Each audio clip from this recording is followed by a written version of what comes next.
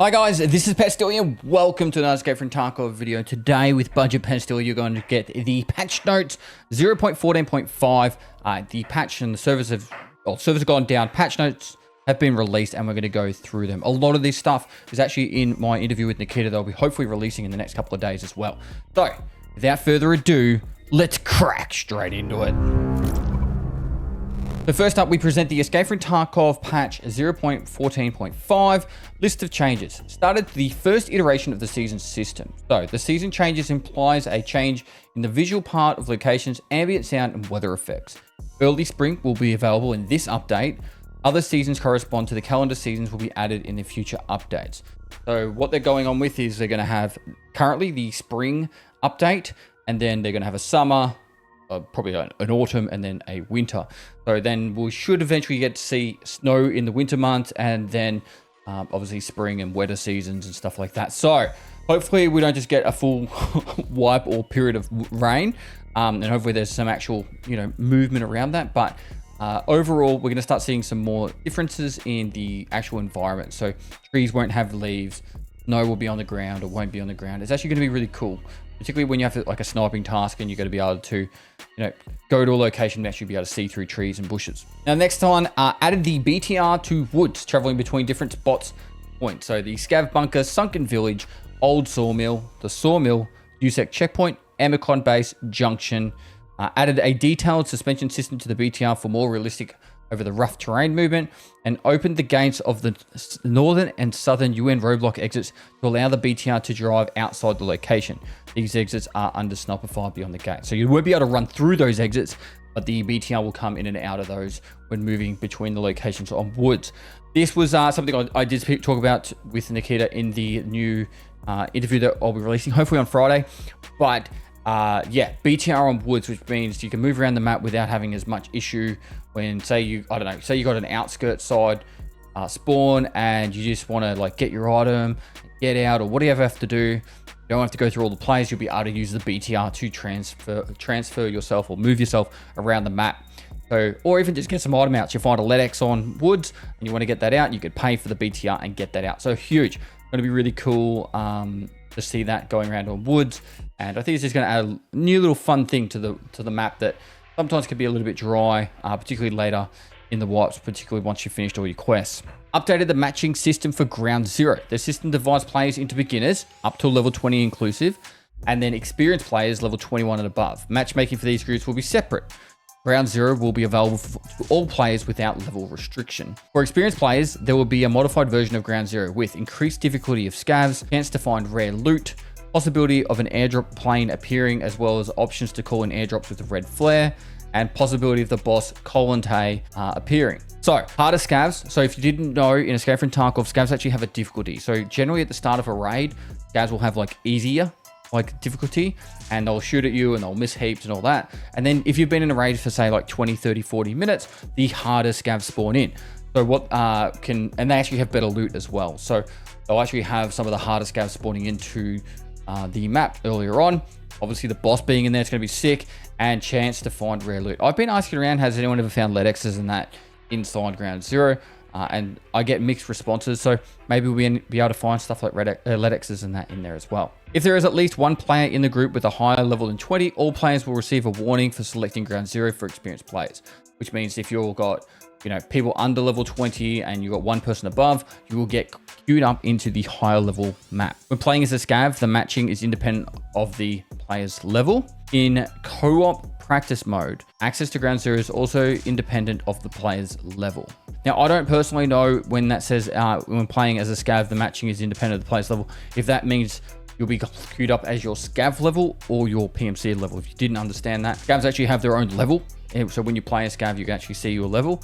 So maybe you'll get queued up with the scav level instead of the PMC level. I'm not sure. It might just be whatever your PMC level is, which is what would make sense to me. Quest first in line, shooting cans, luxury life, burning rubber, and saving the mole will no longer fail after the player reaches level 20. And that was because people wouldn't be able to get Kappa Container if they never went to Ground Zero.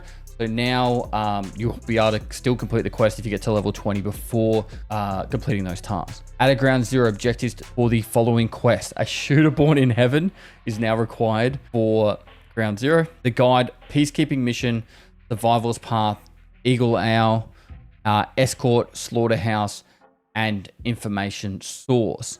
Now, if I'm remembering right, you should want Heavens to get 5 headshots with a bolty. The guide is where you have to survive every map.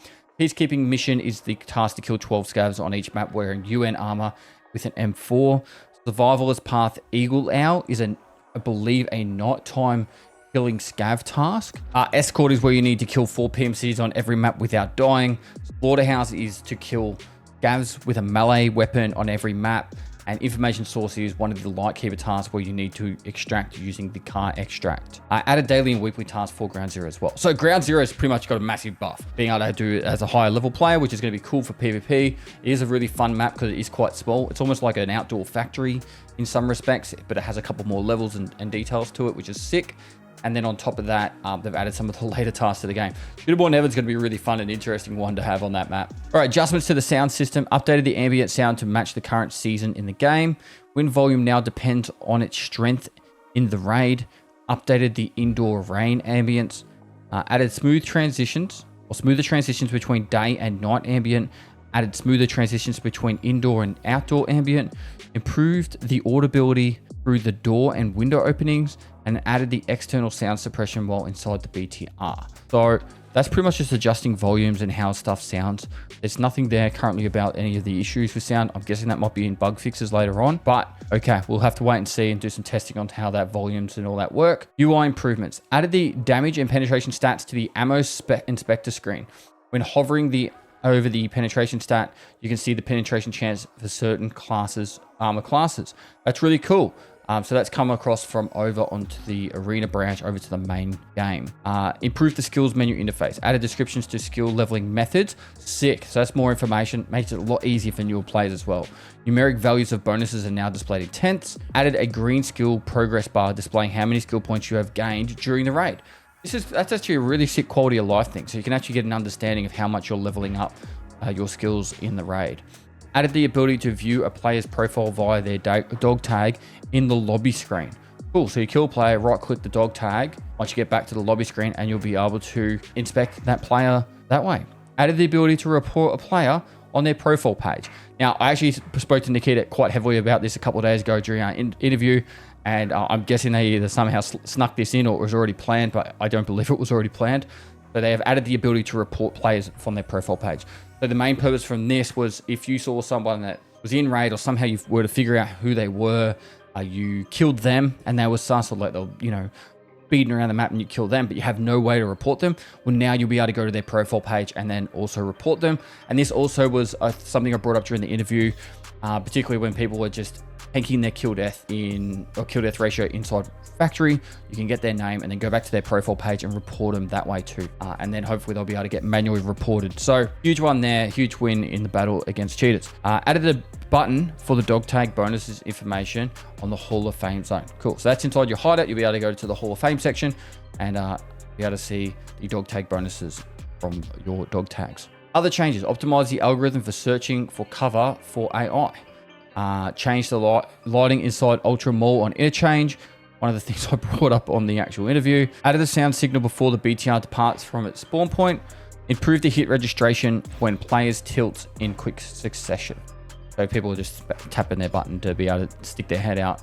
As for fixes, fix the geometry and settings for locations aimed at more accurately operation of the vaulting and climb mechanics. Added the ability to vault from the previously unblocked position. For example, the window of the health resort.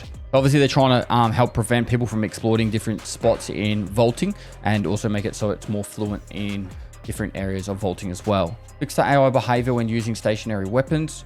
Now, sometimes I found that, and you might have seen this, sometimes AI just get on the 50 cals and the AGSs and they just destroy you from across the map. So that's hopefully now no longer an issue. I'll have to wait and see. Fix the damage calculation algorithm for limb penetration. So I don't know what the actual bug was with that one. Fix the inability to pick up loot from the Terracotta Business Center on Streets of Tarkov. Fair enough. Fixed the significant FPS drop in offline raids after completing vaulting over medium obstacle option in the settings to auto. Fair enough. I don't have vaulting on auto, so I've never experienced that. Fixed the lack of damage registration after a ricochet in certain cases. Fixed the visual effects of painkillers when using NVG. So what was happening with the NVGs was you would take painkiller when you're using a green NVG, and the NVG in the middle would be green, and on the outside it would be gray. Fix the inability to view a player's profile when using the flea market. Fix the incorrect damage of a player when walking into a non-moving BTR. Return the display of ricochet chance info for helmets, and fix the incorrect camera tilt of if the player was leaning while aimed shooting. So that's all the fixes. It had nothing to do with that audio pop noise, but I definitely brought it up as a point of contention during my interview yesterday. And I don't know if that might have just got snuck in there or not, but hopefully that is in there. There are sometimes, and quite often, they'll do other things in a patch where you won't know what's happened until, or there'll be fixes and that will be in the patch that weren't in the patch notes. We'll have to wait and see with that. But overall, these patch notes are actually really sick. Some of the stuff with the cheater stuff, the BTR on woods is going to be a lot of fun, and having ground zero available to people above level 20 is also going to be a lot of fun as well. Cool to see that seasons are going to be part of the game with the weather, and yeah, the UI improvements are actually sick as well. Some really cool quality of life stuff, making it easier for newer players to understand how they're leveling up their skills and what ways to level up skills as well. That's all I've pretty much got for this video. I do have a couple things to announce. Another Before Death video went live a couple of days ago. I'm currently on holidays for another like 4 more days, and then I'll be back into live streaming and making heaps of content, but I'm still budget Pestily for now. Before Death video out there, 24-hour survival on an island, and then they get saved by the Coast Guard. That's Jared and Decky. I'll have a link down below for that. Make sure you go check out that video.